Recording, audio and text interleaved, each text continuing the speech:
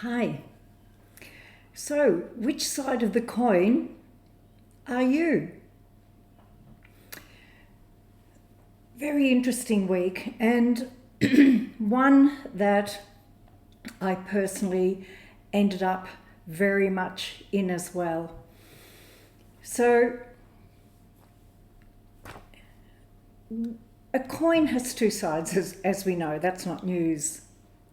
And there really is no separation.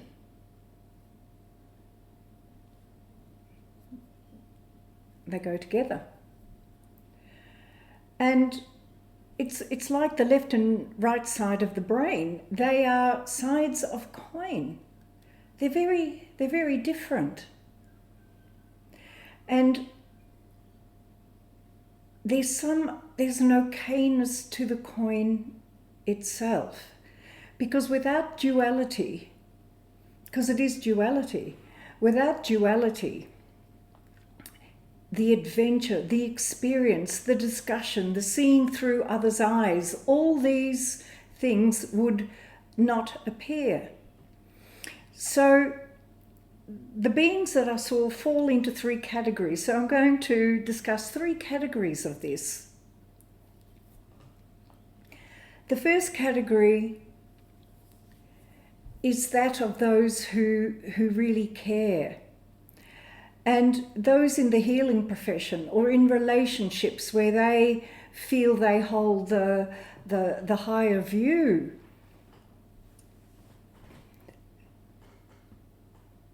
They end up tipping over into the other side of the coin. And when they tip to the other side of the coin, they lose themselves in an aspect that's not helpful for either party. And that sense of being able to be in that calm, centered space where you can observe the other side of the coin, maintain that central integrity of how you see it, how you write your story, your attitude, your way of seeing it stays intact, and give that space for them to have their story. Whether it works out for them or not, that's their job to work out. You can facilitate, especially if you're, as a practitioner, the facilitation of it. And one was a facilitator. And there is something about when you care too much, you're not really leaving that miraculous quality that falls in place where they do the work and find the completion. And also, in holding that space, you're not calling yourself less or more, whether it works out or whether it doesn't work out. It's a process.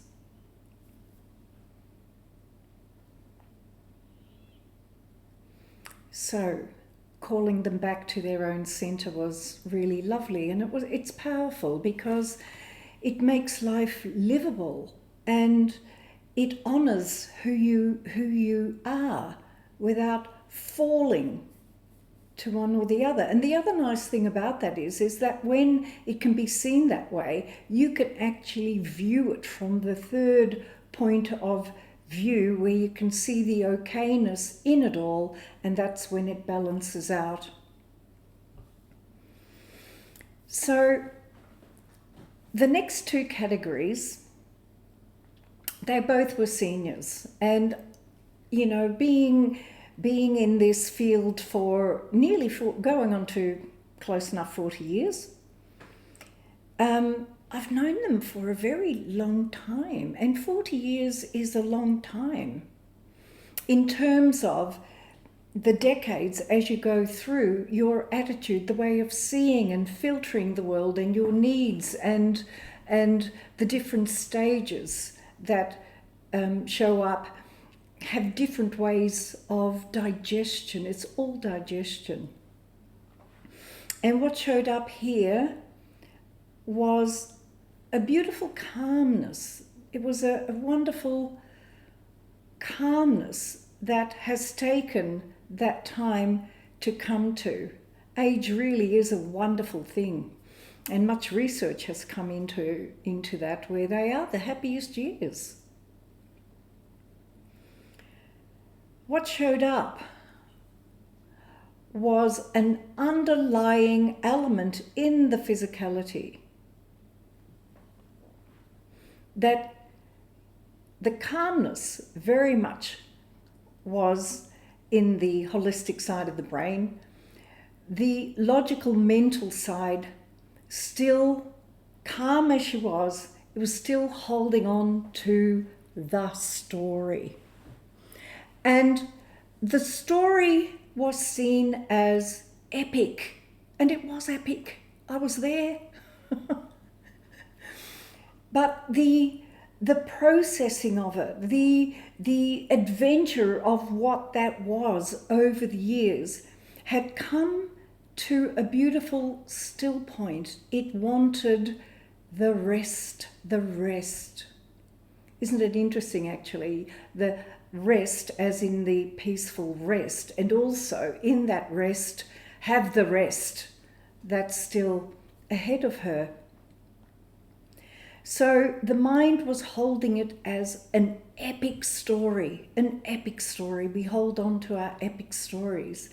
And in the unfolding of it, it came to the point where it wasn't epic, it was a story. And who I always was never not present, but fighting for who I was, and arguing for who I was, and being upset that I wasn't seen for who I was epic. And that was done and dusted, and the body did not want to carry it as epic. It just wanted to look at it as, yeah, of course, that's who I am. That's who I am. And I'm pleased with where I am. So not carrying the story as epic. We don't need epic. We need, that's not need, but we enjoy that sense of self and the okayness of that. And that lies on both sides of the coin. People make it up. We make it up. Our attitude, how we see it, what we decide it is, makes up our lives. And although one party may not see it that way, the other party does have their story. And whether you like it or not, or whether you agree with it or not, or whether you go, I don't even know how you saw it that way, it's still true. It's true for them. And it's just the other side of the coin. And to not fall into that to the extent that it destroys you or it takes you down. To be able to hold that place or to regain it in some way and allow the other party their story and their process of sorting it out. Because a lot of the energy that's around, and it's been around for a couple of weeks now, it has to come out. It has to come out. It has to express itself. There's this release that's going on that's true for them, whether it's true or not. I don't care whether you're red or blue. They're all venting their side of the coin as to what is true for them. And to just have it be the other side of the coin. To allow it. The third aspect, again, it was a senior, and I've seen her as long as I've been practicing, actually. A lovely relationship, and over the years, slowly working with the ability to be self instead of identify with the giver, with the doer, with the aspect of always being there, like to an incredible extent. And the roots of that are really understandable. But what it came to this time and how it relates to what side of the coin are you on was rather beautiful, because the first thing that showed up was this completion of the marriage within. It was the embracing of the marriage in the spiritual domain of herself, and the okayness of that at a very, very deep level, and the calmness and the peace and the relaxation in the physical body in acknowledging that. Because at that stage of life, after you've had the children, after you've basically helped rear the grandchildren, then the grandchildren have their own partners and they start to have their own children. And if they move interstate or they move to the countryside, you have less and less of that happening in your life. And much as it's very calm when you're in your later years, when you're in your 30s, 40s, it's busy. It's busy. You're lucky to get to the end of the week and be sane and feel a sense of we made it. They're very busy years. So the connection isn't there as much. The drop-overs isn't there as much. The ability to cook for them and drop things over isn't there anymore. So that whole phase can be seen as lonely, but very content at the same time.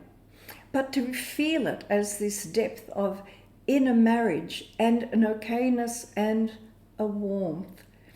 And it was interesting. I had to drive to work around a different way and yesterday. And the way I went past a park that I used to stop off there and take the dogs for a walk before going to work, and then they'd be quite happy to be in the room.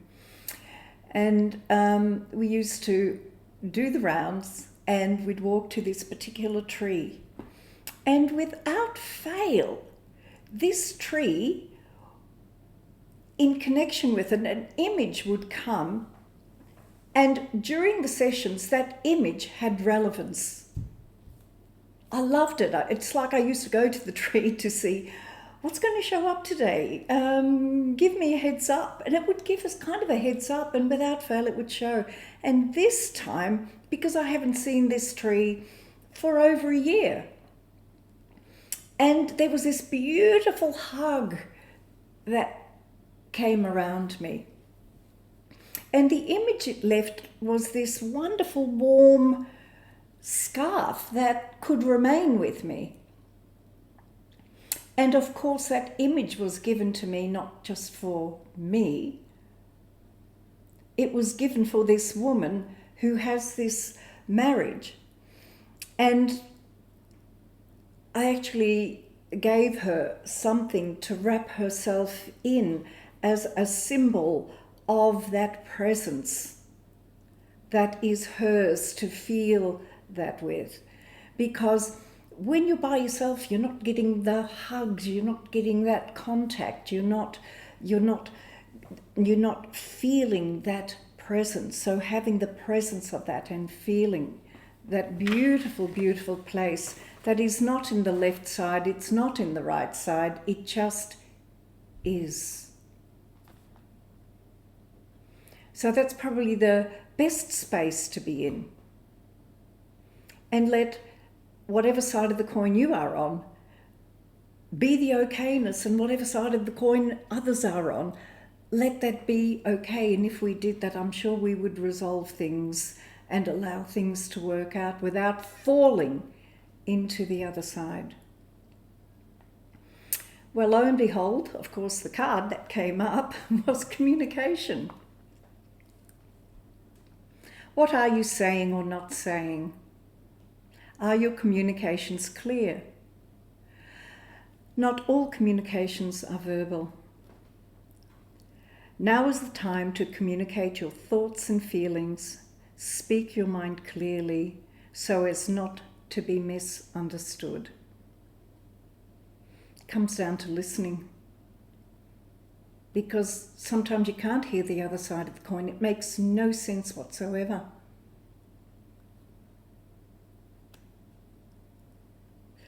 Be inspired as you communicate on all levels with yourself and other energy beings. So a card that kind of went with it,